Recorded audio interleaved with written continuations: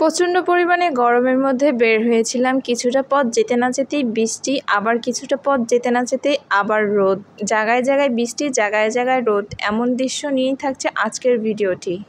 Dhaka two Khulna যারা journey করেছেন, তাছাড়া ব্যতিক্রম জেলায় যারা জার্নি করেছেন, তারা অনেকেই এই দৃশ্যটা দেখে থাকবেন।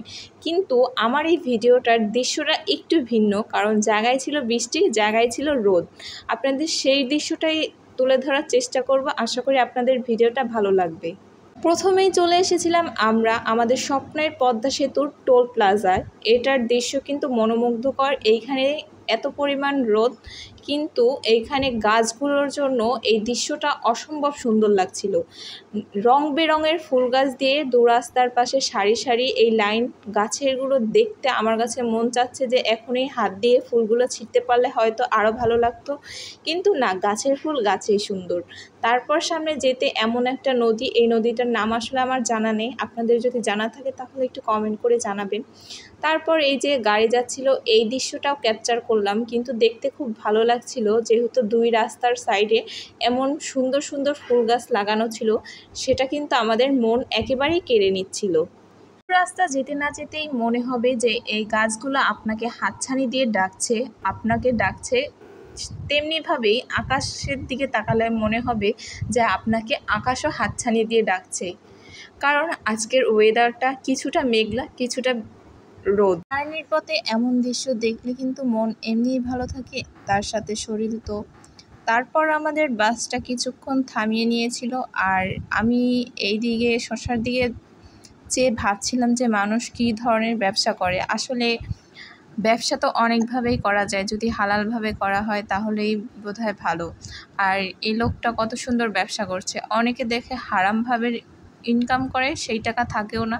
এভাবে হালালভাবে রোজগার করলে আসলে ভালোই লাগে। মানুষ চেষ্টা করলে আসলে সবই সম্ভব, যদি একটু চেষ্টা করে তাহলেই মানুষ কিন্তু সব সম্ভব করতে পারে, হালাল পথে ইনকাম করতে পারে। যেমনই লোকটা আর কি, মামাটা হালাল পথে ইনকাম করছিল, শসা বিক্রি করছিল, কেজি হিসেবে কিনে আর কি অল্প টাকার মধ্যেই বিক্রি করছিল, দেখতে ভালো লাগছিল। আর এই মেসেজটা আপনাদের কাছে দেওয়ার আছে যে আপনারা হালাল পথে অল্প পুঁজি দিয়ে ইনকাম করেন, দেখবেন তাতে আল্লাহ বরকত দিয়ে দিবে। অবশেষে স্বপ্নের পদ্মা সেতু উপরে কিছু ভিডিও করে নিলাম, আর আজকে মনে হচ্ছে আকাশ আমার মাথার উপর ভেসে আছে। আমি এখনই আকাশটাকে ধরতে পারবো হাত দিয়ে, কি আর করার। এখন তো গাড়ি থেকে নামাও যাচ্ছে না, কিন্তু ধরতেও পারছি না। দেখতে কিন্তু খুব ভালো লাগছে, আর এমন ভিউ দেখতে হলে অবশ্যই আমার পেজটাকে ফলো দিয়ে সাথে থাকবেন। আমার ভিডিওগুলো যারা দেখেন তারা অবশ্যই বেশি বেশি করে কমেন্ট করবেন, আর আপনাদের কমেন্টের মধ্য থেকে একজনকে আমি উইনার করব, মানে যে আমার টপ ফ্যান থাকবে, আর তার থেকে আমি একজনকে উইনার করে গিফট দিব। অবশ্যই যদি আপনারা সবাই সাথে থাকেন তাহলেই এটা কিন্তু সম্ভব। এখন থেকেই তো কিছুক্ষণ ছিল বৃষ্টি, তারপর রোদ ছিল। এখন পদ্মা সেতুতে ওঠার পর হালকা ছিটা ছিটা বৃষ্টি, আবার কিছুক্ষণ যেতে না যেতেই এইখানে আরও একটু পরিমাণ বৃষ্টি, কিন্তু ক্যামেরার কারণে অতটা ভালো বোঝা যাচ্ছে না, কারণ ছিটে ছিটে বৃষ্টি পড়ছিল, সেগুলো আর কি ধরা পড়ছিল না।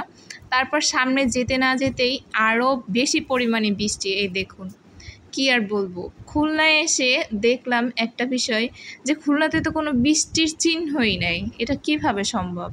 আসলে এটাই সম্ভব। রাস্তার এপারে দেখলাম বৃষ্টি, কিন্তু এপারে এসে দেখি বৃষ্টি নাই। আবার সামনে একটু সামনেই দেখি এই পাশে বৃষ্টি, আবার ওই পাশে রোদের পথে আমার এক নতুন অভিজ্ঞতা হলো, তাই ভাবলাম আপনাদের সাথে একটু শেয়ার করি। আপনাদের যদি ভালো লাগে তাহলে বেশি বেশি কমেন্ট করবেন, আর যদি ভালো নাও লাগে তাহলেও কমেন্ট করবেন। আজকের মতো এখানেই।